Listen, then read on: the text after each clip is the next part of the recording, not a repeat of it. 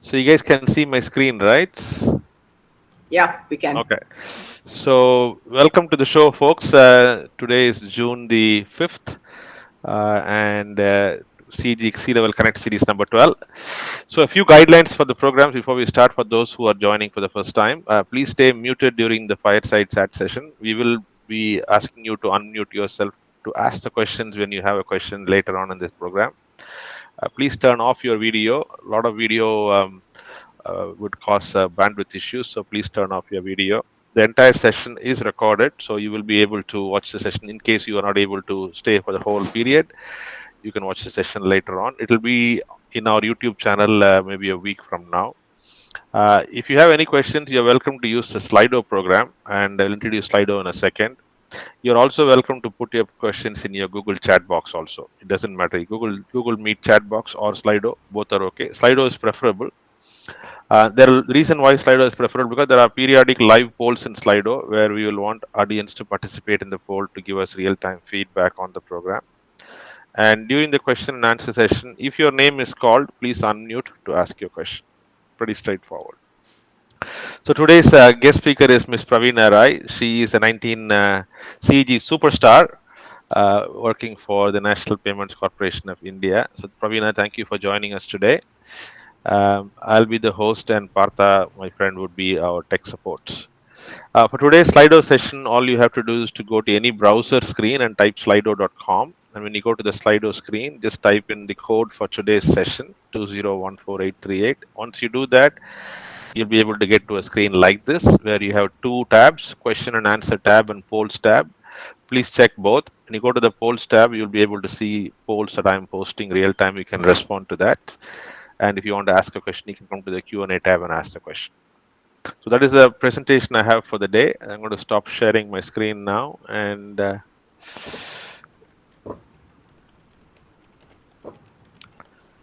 okay. So Partha, I'd request you to just keep putting this Slido session number on so people can join in, right? So Praveena, welcome to the show again. Thank you for joining. The way we want to do it is that the first few minutes, your profile from your NPCI website as well as your LinkedIn profile was already shared to all the invitees. The invitees are basically anyone who's accessible by social media today in CEG from either WhatsApp or Facebook, LinkedIn, etc. Also, normally it reaches about 20,000 alumni, and so a lot of people know about the program, read your review, read your bio, etc., but not all of them join, but many of them watch the recording. So you're addressing a larger audience, not just the people who are there in the screen in front of you right now. And the way we run the program is that the first 10 to 12 minutes I would request you to talk about your journey from the time you left CEG back in 1990 till now, focusing on the highlights of your career and more importantly focusing on the learnings and any insights that you would want to provide the audience. The audience is primarily are alumni and students, so you can give the relevant insights from your career journey. That will be like about 10 to 15 minutes. You are welcome to use any format, use any content that you would like. After that, we would have a quick fireside chat session where I have a few questions that I have prepared to ask you, and then the last half an hour will be open to the audience to ask the question. Okay. So with that, I will turn it over to you, Praveena, for your monologue. Thank you. Thank you, Vish, and hello to everybody here. It's great to be on the session, and it's been about many more than 2.5 decades since I graduated from the College of Engineering, Indy. So this is batch of 1990 Electronics and Communication. I was a very excited young engineer to join Inchem Electronics. Inchem Electronics was doing some pretty cool stuff in those days, and this was in the design and engineering department. And I was very fortunate to be part of a team that designed the first ultrasound, the medical ultrasound scanner in India. So that was a fantastic time I had, and I played around with assembly language, programming, hardware design, firing ASIC chips, and I thought I'd really doing everything that I'd done my engineering for. So I did that for about 3 years, and I think by the time I hit the third year in good old Chennai, working out of Alvarpet, Perugudi, I felt that there wasn't much happening in those years as far as core engineering was concerned in the country. So most of my classmates had gone abroad to do their graduation, post graduation, and I wasn't interested in that path. So I realized, or at least I felt at that time, that if I wanted to continue in India, which was my objective, then I needed to find a different path. So that kind of took me into the CAT exams and brought me into the management side of things, where I was again fortunate to get into the Indian Institute of Management, Ahmedabad. So at Ahmedabad, it's great fun. I think that was my first time out of Chennai. So needless to say, I had a great time. I felt excited to learn economics and to learn how to handle a balance sheet. And I strongly feel that these are subjects that we should have in our engineering too. Why should we miss out on all that and come out of college just knowing about sciences? So those were parts that I had not got exposed to earlier. So I really enjoyed that aspect of business education and graduated into what I would call a good business career, joining Procter and Gamble in their marketing and advertising space. My objective had been entrepreneurial. Way back in engineering college, I used to keep trying to do small projects and work with some friends to run small enterprises and so on. So I think finally the entrepreneurial bug bit me, and I went off to start my own company in the area of training and consulting. So overall, I would say a 5-year journey as a startup founder. Moved from simple training, which was very working capital positive, organic, just self-funded, into more aspirational stuff around creating an auction engine. Slightly ahead of its time, I believe, and it was a tough journey with some seed funding coming in from external investors, and at some point in time, the 2001 crash kind of got me back into a job. So it was like exit mode. You had a liquidity challenge, so one had to find jobs for employees, sell the assets and come back to a job. So the comeback journey was very, very challenging. I would say that once you are in the early phase of your career, an entrepreneur, people don't know what to do with you after that, because your resume does not really help you easily go and fit somewhere. And I should say that that's where the CG network actually kicked in. So one of my classmates, Praveena Rai, and he, passed my resume into his organization, and I was fortunate to get back into the corporate world with a job that took me to Japan to handle a business.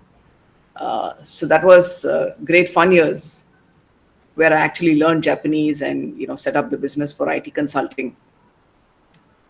Now, I did feel again this urge to be settled in India, and this is something that has been a common theme.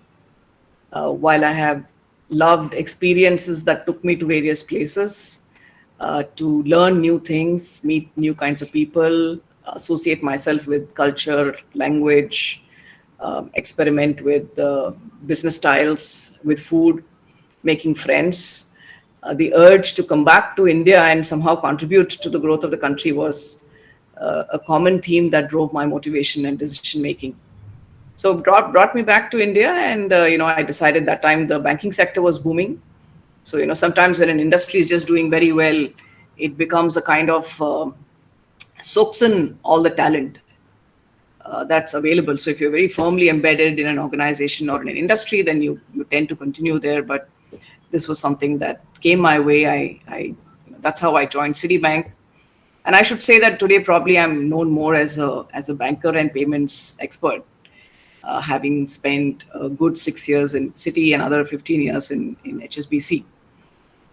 So that really has defined the mature part of my career. But I wanted to share a little bit about that early post engineering journey, which I think set the stage for what was to follow, and has a lot of learnings for people who want to look at decision making. I would not have done it any other way. I think I had great fun along that journey. Um, Even in HSBC, again, a growth in a multinational typically requires one to have an international stint. So I spent 5 years in Hong Kong handling payments for Asia Pacific. Outstanding experience. I learned so much from every market uh, beyond what was happening in India, that when I actually came back to India now and I'm doing, my job at NPCI, it's helped me bring a lot of this together in the way I'm able to organize myself, in the way I'm able to handle this scope of responsibility. So I think, overall, if I were to summarize, I believe in the how and the what, wanting to learn new things, being curious, at the same time balancing that with stability, persistence, resilience. Because if you don't have challenges to overcome, and if you don't really see big struggles, I think not really, you're not really toning yourself up and being ready for the big jobs or big responsibilities when they come to you. So it's good to go through that in the early phase of your career. I also believe that if you do the right thing, follow both your gut, your instinct, and whether it's morally, ethically, whether it is the right thing for society, right thing for yourself. I think all of those things are very critical, so we don't kind of fall into the corporate trap of what's expected out of us, and follow our gut in terms of what's doing right. So I think that kind of has kept me, I think, on the right path and very satisfied and fulfilled with the decisions I've taken. And I would say I really believe in the process and rigor of doing things. So we live in a very ambiguous world, the VUCA world, as all of us know it, and being ready to take decisions, being ready to face situations which are very ambiguous is critical. At the same time, if we can balance that with rigor of approach, looking at problem statements first, looking at what the customer wants, and just getting truly focused on that approach, always keeps us on the right path again. Otherwise, there's such overload of opportunity and overload of information that one can get very, very distracted. And to summarize and to kind of close this, I think I really found my passion, my talent, in what I call the product management space. And this encompasses to some extent, it has kind of one foot in technology, it has one foot in business. It really requires straddling of the market opportunity with the customer need, and then being able to really deliver this with the use of technology. So, this takes me back to, even in the banking space. I mean, there are so many areas in which one can go. But I think that love for technology and, whatever came to me out of Gindi Engineering College has kept me in this space where product design on the back of technology has really been my passion. And I think that's what's gotten me into payments as well, because it was really driven by technology there. So that's it. Vish, over to you. Yeah, And superb. I think very nice. Actually, couple of several things you addressed that is part of our core purpose of this program. One is how do you transition from one type of career to another, from employment to entrepreneurship and back. You've done that. Other one is to change the field from engineering to management to banking. It addressed that too. And third thing is the fact that we all have to go through some challenges to tone ourselves. I think you covered all three purposes that we actually have the program for. So thank you so much. Um, what I want to ask you is a couple of questions about the job or the business you are in, if you don't mind. And if you're not able to answer any questions for whatever reason, it's perfectly fine. Now, I was reading a recent report from BCG, I think, one of the consulting companies. They're doing a report on the payment industry in the world in general and India in specific. And they said that today, if I remember the numbers right, that we are doing $3 trillion in processing through UPI, and it's set to go to 10 trillion. A trillion with a T. in 2026. That's four times the GDP of India. So I'm trying to get my head around these big numbers to say, so we are going to be processing four times Indian GDP via UPI in 4 years. Just want to get a little bit of flavor or color from you on what those things actually mean to us. If you don't.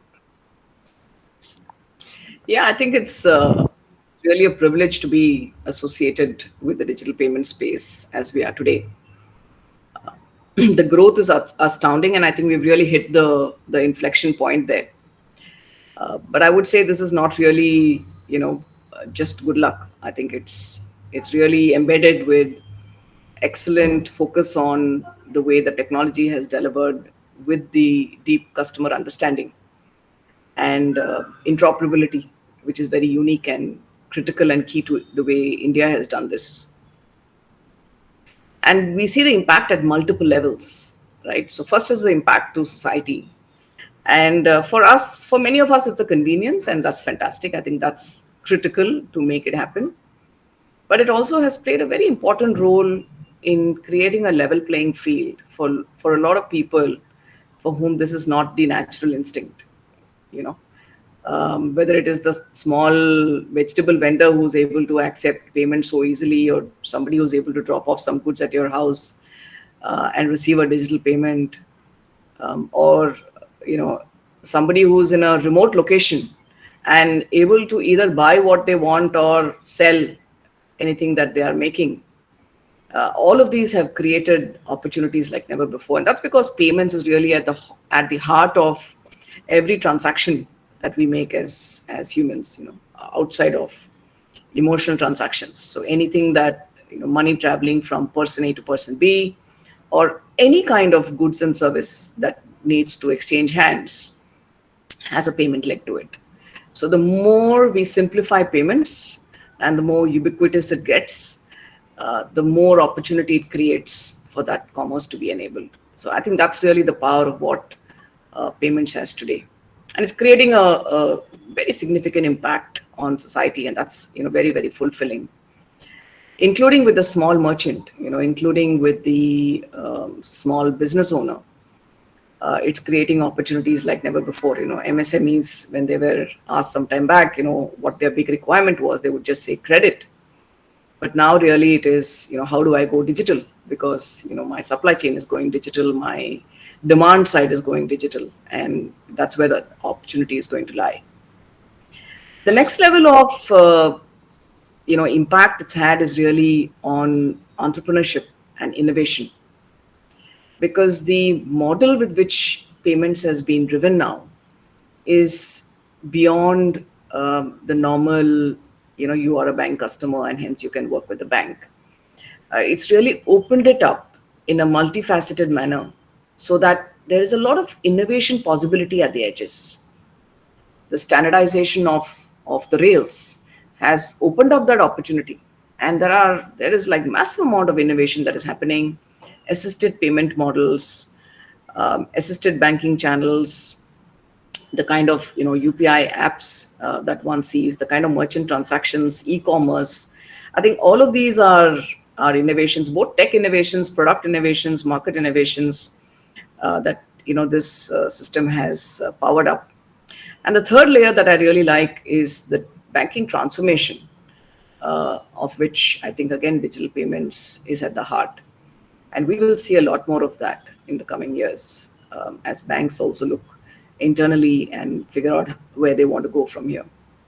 So I think, overall, this is multifaceted impact. There is a lot that goes into these numbers, and I think this is one of the key drivers for the digitization as well as the impact of digitization in the country.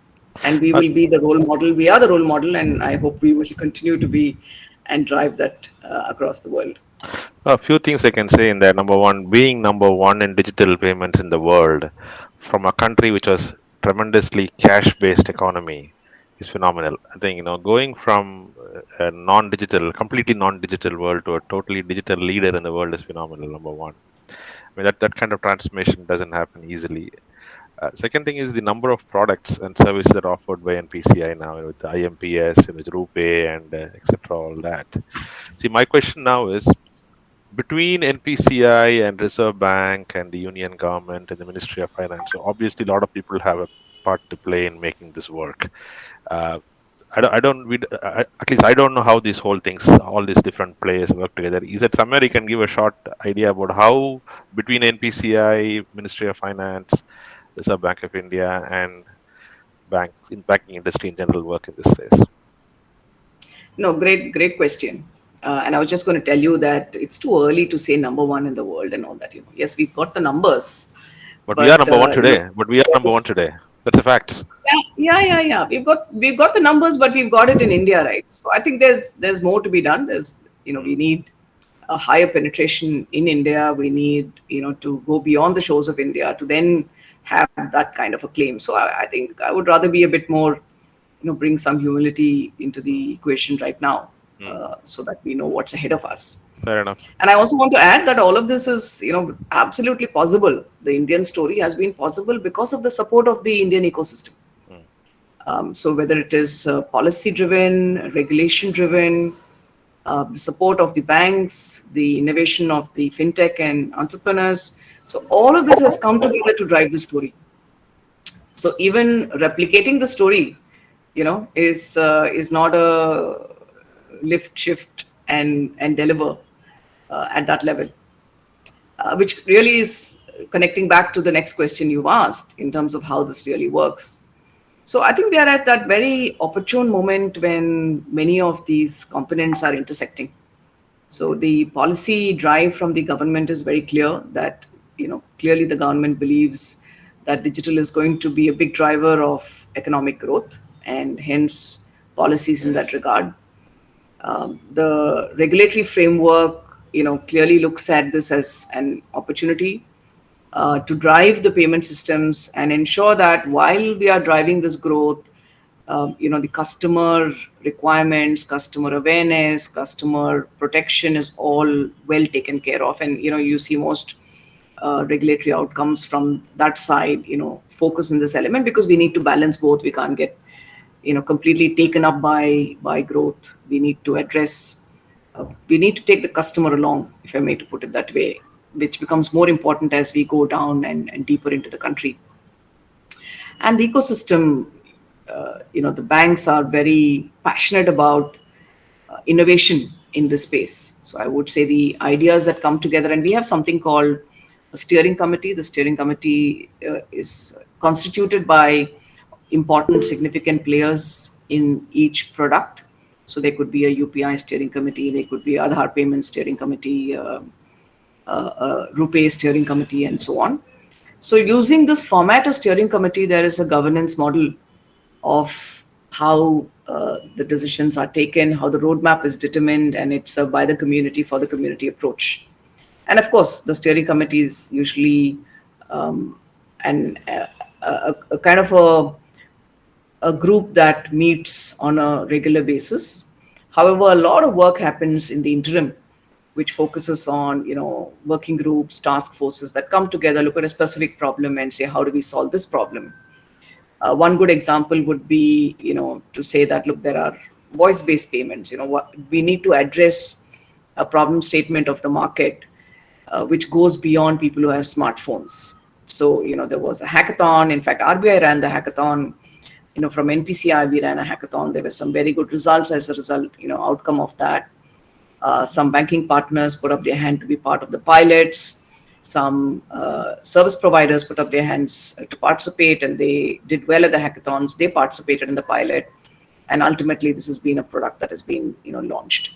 So I think the mechanisms and the tools available are numerous, and we focus a lot on that to ensure that this entire ecosystem is part of the story, part of making the story, writing the story, and then really creating the success out of the story.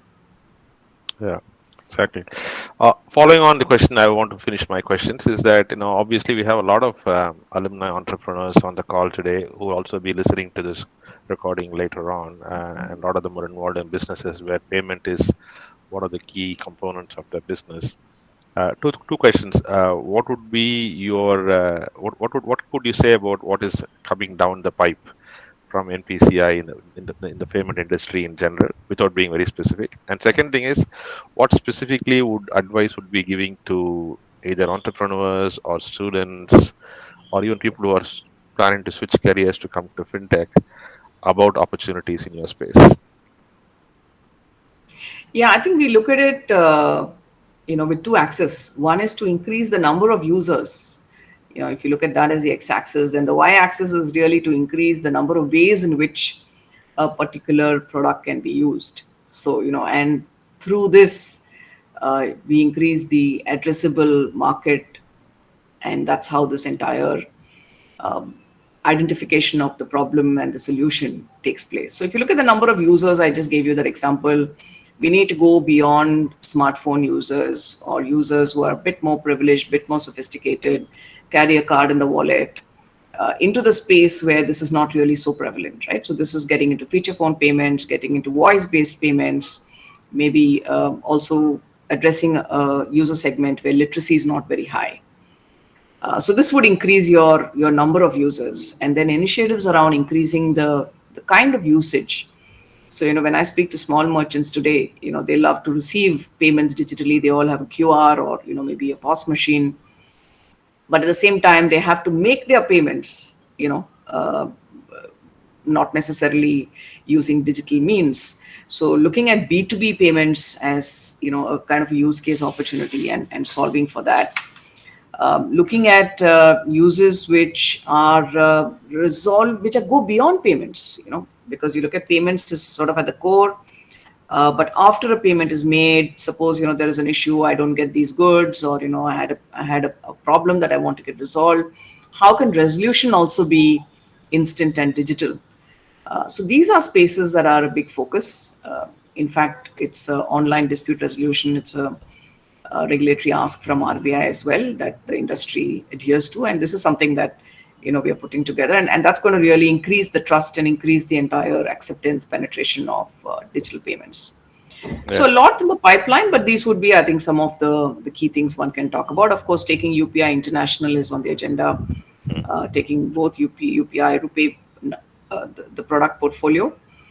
So NPCI International Private Limited has been formed, and certainly that's going to be crucial to look at other countries for which this model can be very effective and useful. So, what would be your advice to? Sorry, please continue, please. Yeah. So part B, I heard you say in terms of what would be the advice. I think Yes, that's correct. Yeah. NPCI does have programs around internship, both for engineers as well as management graduates. There are what we call GET programs, graduate engineering trainee programs. There are management trainee programs. So there are a number of mechanisms for aspiring students or just fresh graduates to participate and come in and be part of the NPCI family directly. And as far as entrepreneurs, startups are concerned, there is a mechanism of we have like a fintech unit. There is an API accelerator. There are hackathons that are conducted where specific problem statements are taken that need to be solved for. So the mechanisms are plenty, and these are all modes that for engagement that are available, and we are very open to taking these on.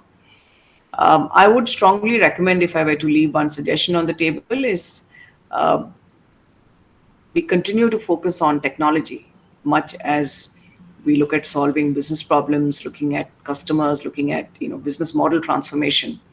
The delivery of this is going to come from tech, and the winners or the success models are created by the entrepreneurs and the managers, people who really understand the use of tech, who know enough about open source, design, architecture, use of artificial intelligence. So these sound like, keywords or buzzwords, but I think they're very real in the impact they're making. It would be at somebody's own expense that these components are ignored when we just look at what the market opportunity is and how we address it as a business. So the key to success will be to bring both of these components together. You're on mute, Vish.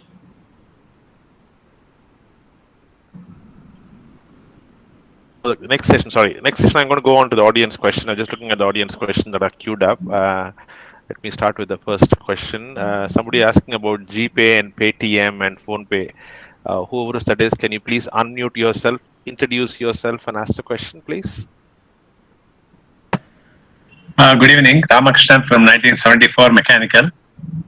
Okay, in fact, it's a very nice inputs are given by you. One basic thing is now I have two, three apps in my phone, and last week I attended a talk by one of the DGPs that there are about over 2 lakh phone numbers in India. Okay, where this OTP, CVV, all types of banking frauds are given like that, and he gives some 1930 some number. You report to them something like that. My first question is how this multiple apps are getting integrated to one UPI, and sometimes we get this server not responding, so I have to go to PhonePe. And the third point is you have to expect the link to be, I mean, your 4G connection or something should work. Otherwise, you get into problems. That's all. Three questions.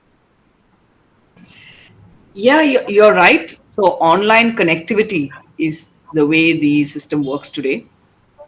And that is a problem that we are solving for, to look at offline payments. So even if there is a, a problem in the digital connectivity in Yeah. a particular area, one should still be able to make a payment. But currently that's not there. So yes, you do need your Okay. Wi-Fi or your data connectivity to be operational.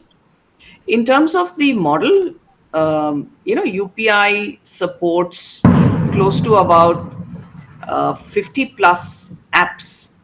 And these could be banking apps or these could be payment apps. And they all Oh, I see. link. Okay. So Okay. if it's a payment app, it links through a bank to UPI.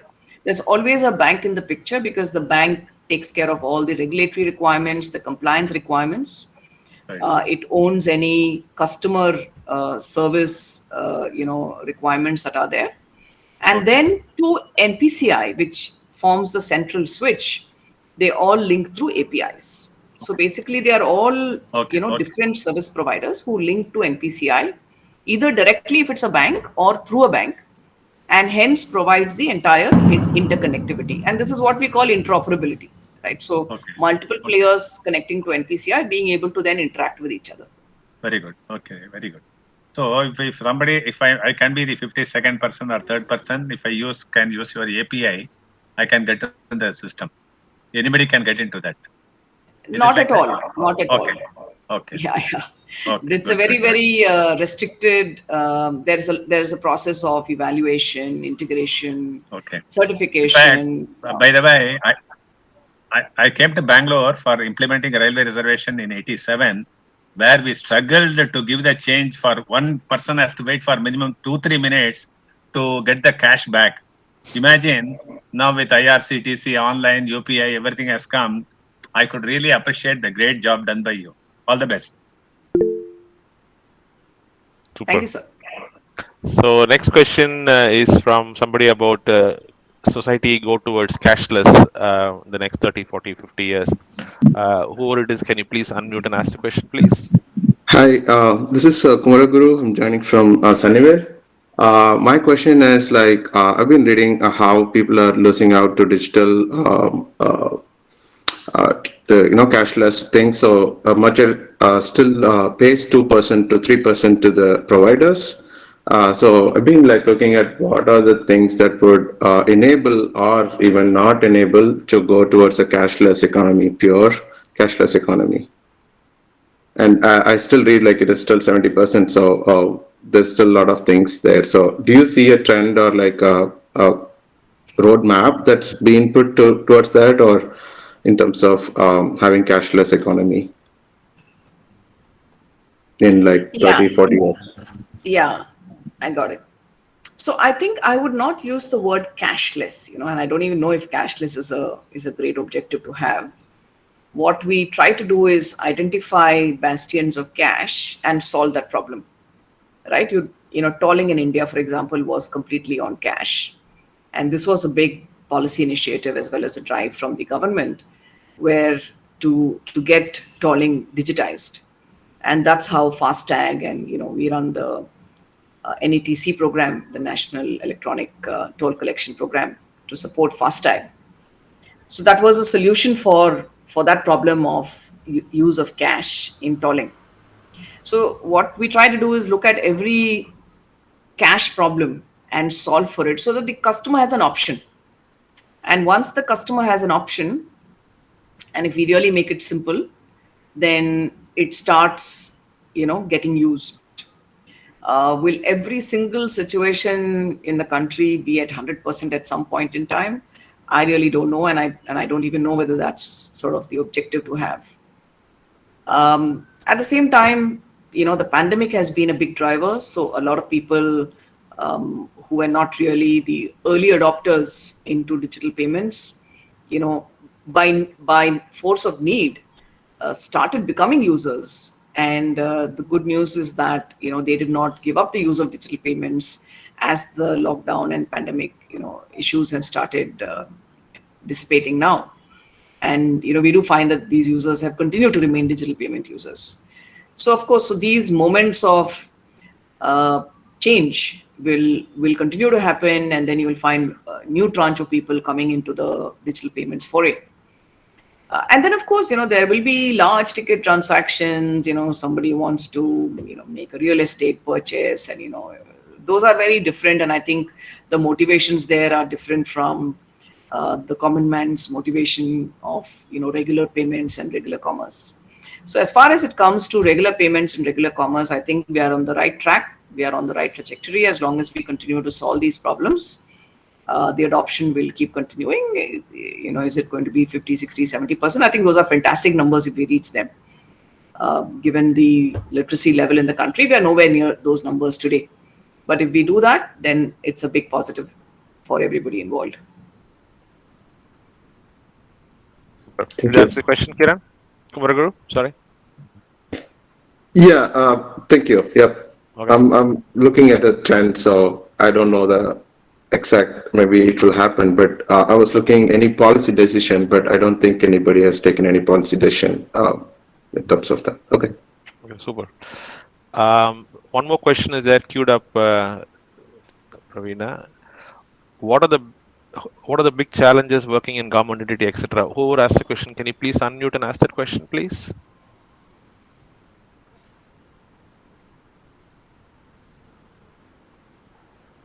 Okay, I think I'll ask the question, Praveena, since the person is not talking. What are the big challenges working in a government entity versus working in a private organization such as a private bank or a private company or a startup? You've done all of them, Yeah, haven't you? You've done all of them actually. very, very interesting question, right? Uh, So for starters, NPCI is an organization that was set up about 11 years back. It was set up by the IBA, the Indian Banking Association, under the aegis of the Reserve Bank of India. mm, And the initial investors, the 10 investors in the organization, were all banks. So 6 public sector banks, 2 private sector banks, 2 foreign banks.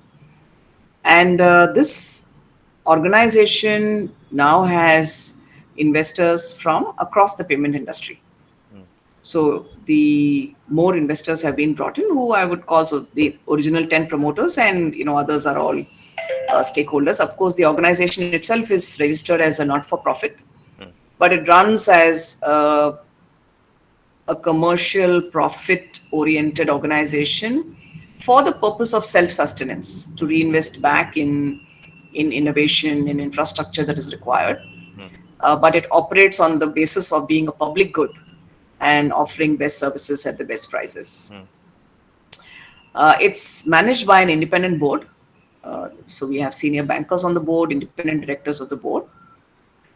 So to a large extent, NPCI is closely associated with delivering on the policy requirements. And of course, we come under RBI from a regulatory framework. We're regulated by whatever the RBI seeks.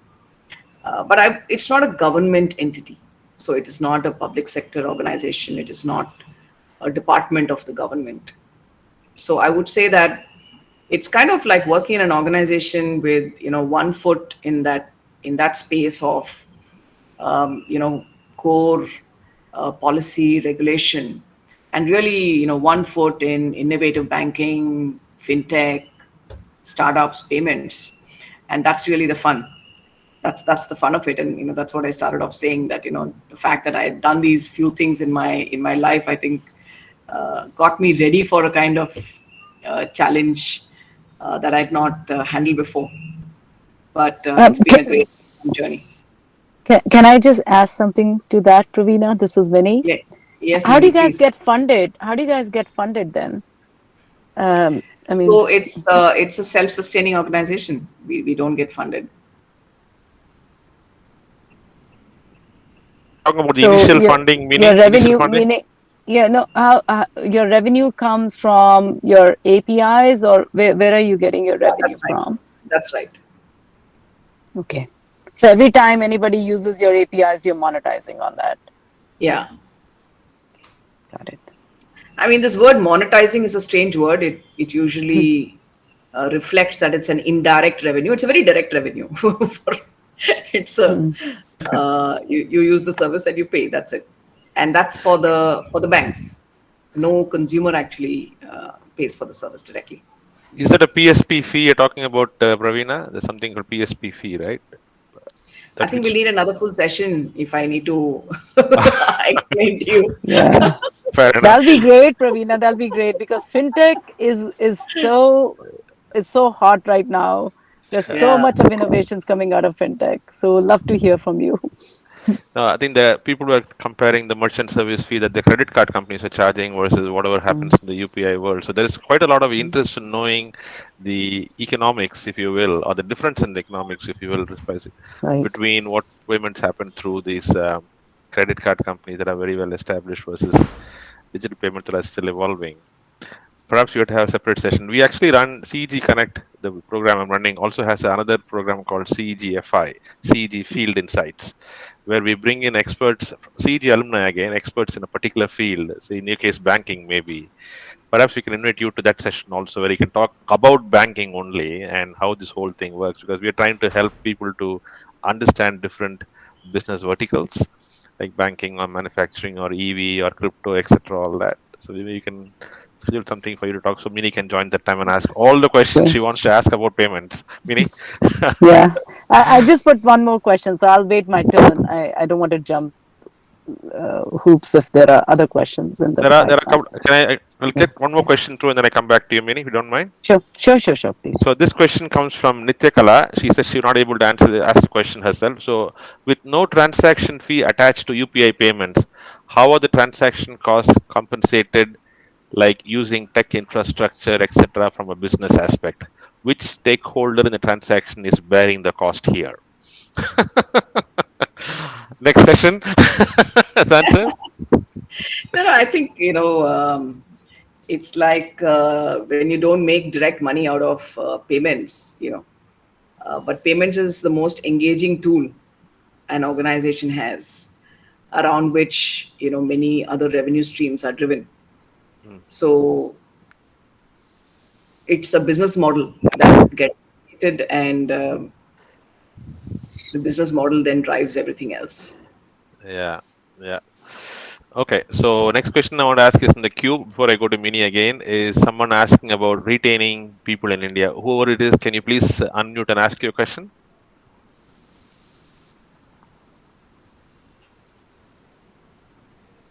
Okay, let me read the question, Pravina.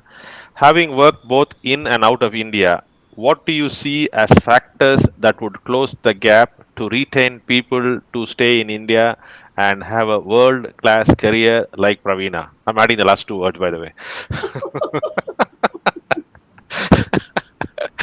I think somewhere it comes, for some people it just comes from within, but the opportunities in India, we are, even in today's environment, today's tough environment, we have the number one GDP growth around the world.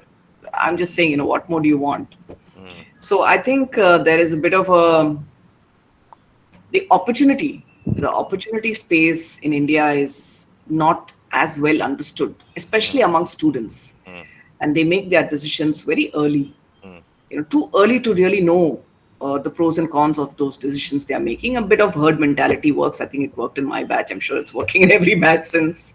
mm, So there's a certain path that people take, and perhaps after a while, with families settled and so on and so forth, it gets very challenging mm. to make those reverse those decisions.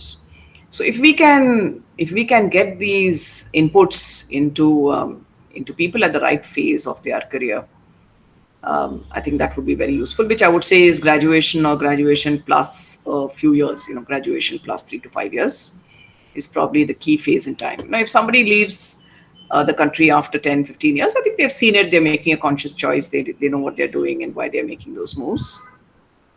Yeah, In terms of infrastructure, which lifestyle infrastructure, these are the various things that one usually hears. Those are again personal choices, but I think people are happy pretty much where they are as long as they get their basics fulfilled. Here you can enjoy some good. You can enjoy a cook, and you can have a driver, and you can have a different kind of a lifestyle. If you go to another developed market, maybe you compromise some of those things, and you do your own work, but you get better roads, and maybe better weather. So I think these are all choices. In fact, I know so many people now in India who bought houses in Goa, and they are working out of different locations and so on. So I think the whole environment, the rules are changing. The opportunity is immense. One needs to just believe in the opportunity. And if you look at anyone who's out of College of Engineering, Gindi, there should be absolutely no doubt in anybody's mind that put their mind to it, they should be successful in India. absolutely. I think that's a key message that a lot of us, one of the purposes of this program, by the way, is that to inspire people that those who are coming onto the program as guest speakers with very high positions and senior positions also studied in the same college, in the same room, probably ate in the same canteen, and probably chit chatted in the same hallway as well. So the idea is to say that if they can get there to the position they are from CEG, those who are in CEG also can.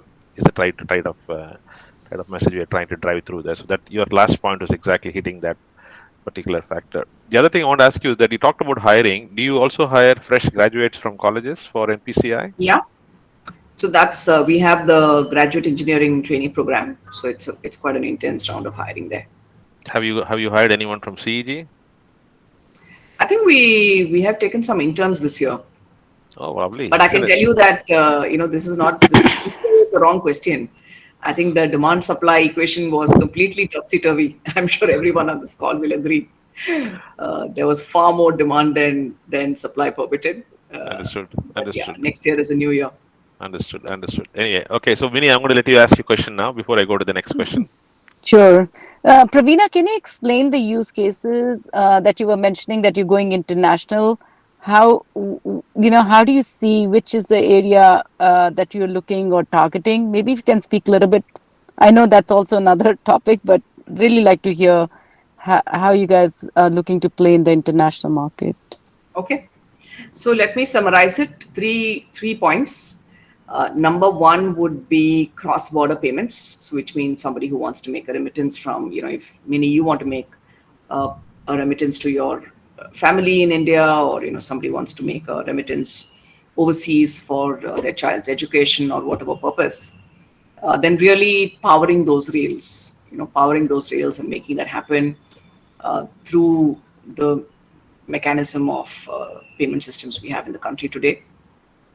Number two will be acceptance, right? Acceptance means when somebody from India is going to travel to any of the typical corridors, it could be Singapore, Dubai, US, and so on, they're able to use their Indian payment instruments and Wow. actually continue to make payments without friction. So, Wow. for example, I think with Singapore now, we signed up. So, yes, anyone who's a UPI user goes to Singapore. The QR codes in Singapore that are based on the local standards, we have mapped that QR code to our QR standards so that you can you can have your UPI, ID UPI app. Go to Singapore, you're able to make a scan and pay of a QR with any merchant in Singapore. Then coming down to RuPay, which is also on the acceptance side. So RuPay is the card network. It competes with the international card schemes. If you're a RuPay user, you're able to carry your RuPay card. Today there are partnerships with Discover diners, as well as with JCB, Japan Credit Bureau, to support RuPay for all international acceptance.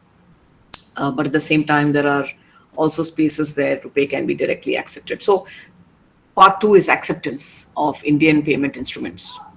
And part three, which actually to me is the most exciting part, is to take something like UPI, which is a very unique creation, and to be able to provide this protocol, this technology, this entire clearing system to another country that may not yet have its own digital payments framework. So a number of markets have looked at how UPI worked, and they've done their own kind of tech, and they've rolled something out. But UPI is a lot more than just the tech. I think there is the protocol, there is the tech, there is the entire business model, and I told you how the engagement with the ecosystem that ultimately makes it successful. So I think we've kind of cracked that entire, all the layers associated with it, and countries that really want to, take this as a full package and implement it in whatever way they want to, because local payment systems have their own requirements, right? Their own security requirements, how a country wants to run it. It may not be just lift and shift, but I think we're very open to partnering on many models there. So these are the three kind of ways in which this Go International is taking place. Yeah, like some of the banks, when they build some kind of frameworks like this that you're mentioning, Praveena, they actually go and sell it as a licensed product to the other banks too.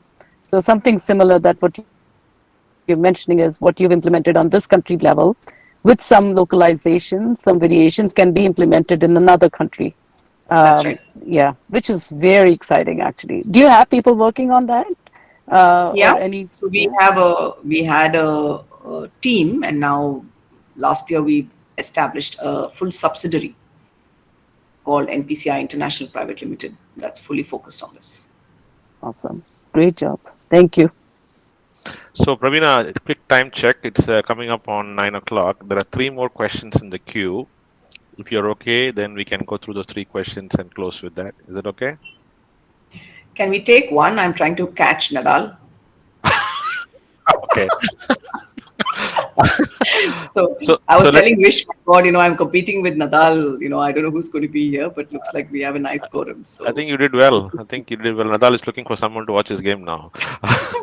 So let me ask you the question I see here in front of me. Is there an interworking model plan between UPI, ONDC, ABHA, Health ID, and the various newer stacks coming up?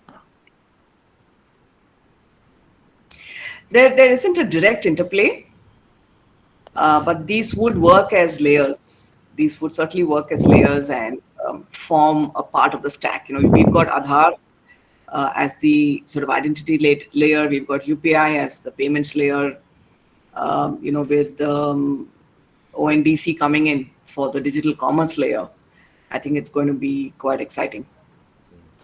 So answer is really we don't know. These are all evolving, but certainly they will rely on each other and leverage each other very strongly. Yeah. The last question I want to ask you before you go away is that I'm sure UPI is very secure, but how are the fraud metrics looking like?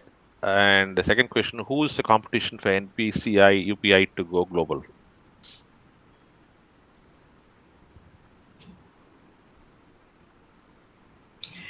So fraud, the focus, and I was talking about it some time back, protecting the customer awareness is a number one priority for everybody in the digital payments ecosystem as well as ourselves. Hmm.